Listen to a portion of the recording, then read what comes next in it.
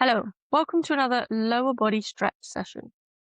Now, we're going to start with using a sofa, or in my case, a kind of mat. Now, so this would be the arm of your sofa. You could also use your bed, or any kind of high-ish surface. If you do use a hard surface, you're going to want to put a cushion, because it can be a bit taxing on your ankle.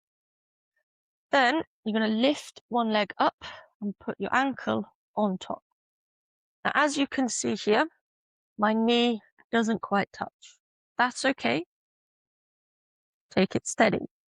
So you want to have your hips so they're facing forward. So if any of your hips is facing in a different direction, then we need to adjust and get them forward. That will also mean your ankle and knee are in one line. If it goes forward, then something's gone wrong.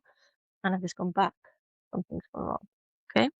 I can move my cushion. You won't be able to move your sofa. From there, just let it relax. So again, we're not focusing on pain, we're focusing on discomfort. Okay, when it does, so I've just been here a little while and it's eased off and gone down. Now, to make this harder, people that are super stretchy and that do have their knee down here, if you don't, that's fine. Just let it, like I say, let it drop over the period of time you're stretching.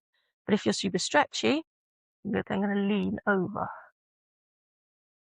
Okay, now I'm going to show you this from the side, because I want you to make sure that your back is flat as you lean.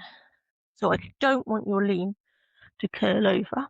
I want your lean to send your hips back slightly and lean over. And you should feel it all around here. And if you don't, then drop me a message and I will help you figure it out. Okay, so your next stretch is going to be a frog stretch. Now this one can be a bit awkward to get into, but basically you're going to have your legs nice and wide, and then your feet or your ankle is going to be in line with your knee. Okay, so I don't kind of want this put out a little bit. From there, I'm going to lean forward onto my hands or elbows. Okay, so to show you that from the side, boom. Again, you might want to put cushions under your knees. It's quite hard on the floor. Yeah. Now, what I'm looking for with the back is that it's flat, okay, and not rounded. In this position. There. And you should, and you probably will quite easily, feel this in here. To feel that more, you can move your legs wider over time. Okay? Don't go crazy, it's a very sensitive muscle in there. But just holding your stretch at about a 6 out of 10 intensity for a minute to 2 minutes, you will definitely, 1, feel it, and 2, you'll relax into it and it'll get easier. Okay, so for your next stretch, we're going to go into a straddle stretch.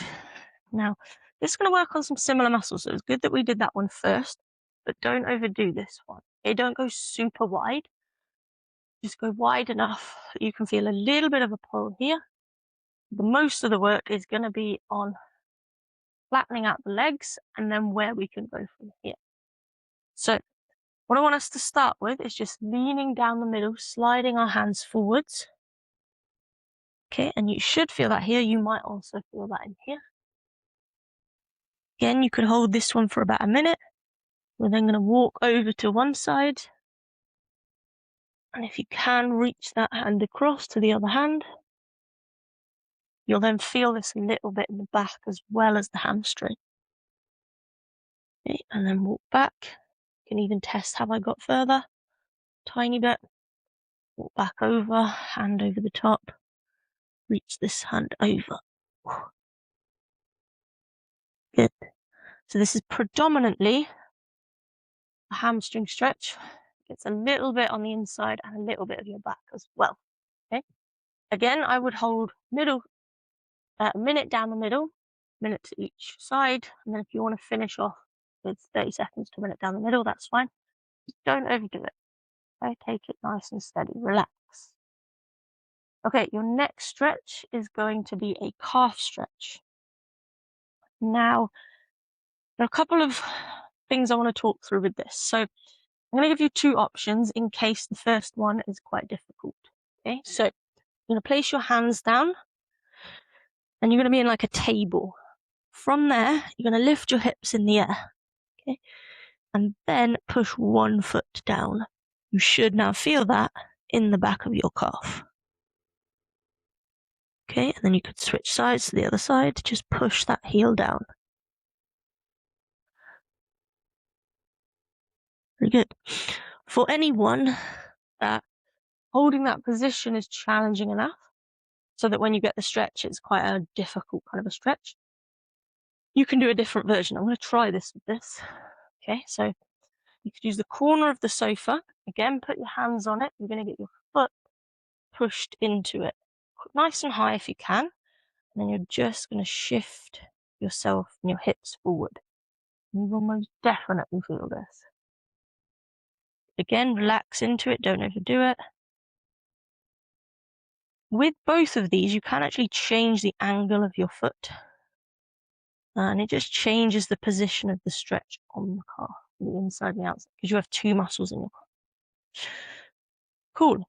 Lastly, okay, we're going to do a quad stretch. Now, again, you can use your sofa for this. I think this is going to be a bit low, because what you're going to do is put your foot on it. That's not too bad. And your aim, I'm just going to bend my knee, but your sofa might be higher.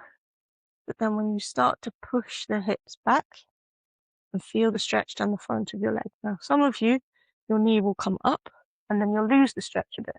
Make sure that your knee is also pushing back. And obviously, if I didn't hold this, it would fall. This is why I am. But you could take your hands off. I'll take ease the pressure and just hold it. And you could just relax however you want to. Okay? Obviously, do these stretches on both sides if I've done a one-sided version.